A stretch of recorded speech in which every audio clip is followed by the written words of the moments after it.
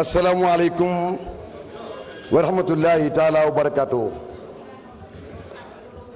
En démocratie, le pouvoir implique la responsabilité. Hélas, depuis le 24 mars, le régime qui est à la tête de ce pays est un régime qui fait dans le tapalé, dans le tafanto et la ruse. J'aimerais pouvoir leur dire que la ruse, certes, amuse à un moment donné, mais la ruse, ça s'use et la ruse use. Mané, tapalé day mën na laa mayum réew mbaa mu jox la cër ci réew waaye tapalé réew. Quand on vous donne un pouvoir, un pays, le minimum qu'on attend de vous, c'est que vous le construisiez et non le déconstruire. Le régime tapalé, tafanto et ruse est un régime qui fait dans le refus de célébration de l'engagement souscrit, de l'allégance républicaine et de la courtoisie républicaine. En tant que député socialiste, en tant que député membre de la coalition Benno Bokk Yakaar, tout ce que mes collègues qui m'ont précédé à cette tribune ont dit, je l'assume. Mais je veux y ajouter une chose.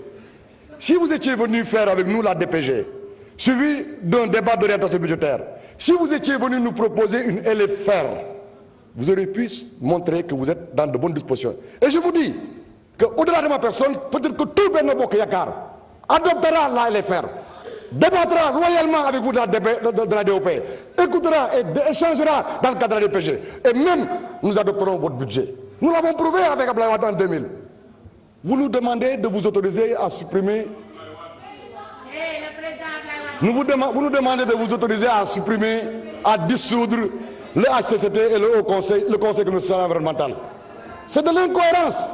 Notre pays siège au niveau des Nations Unies. Aux Nations Unies, il y a le Conseil économique social et environnemental. Dans tous les pays du monde, y compris dans les royaumes, il y en a. Et puisque c'est de la cohérence que naissent les grandes choses, laissez-moi vous dire que vous ne pouvez pas compter sur moi. Et vous ne pouvez pas compter normalement sur tous les wadistes. Vous ne pouvez pas compter normalement sur tout ce qui se réclame socialiste.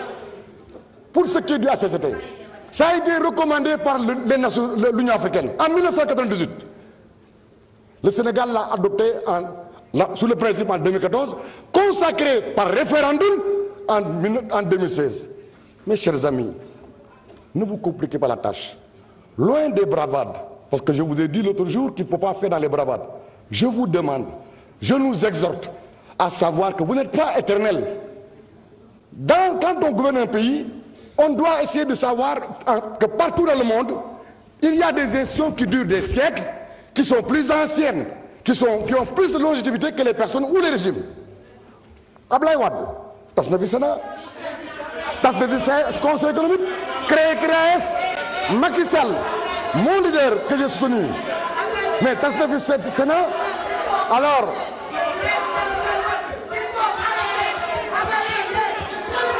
Monsieur le Président, tenez en compte. Wilane, vous avez la parole. Abdoulaye Wilane, continuez.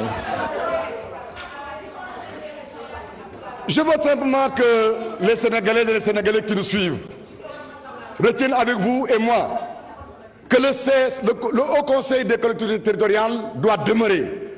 Le Conseil économique, social et environnemental doit demeurer.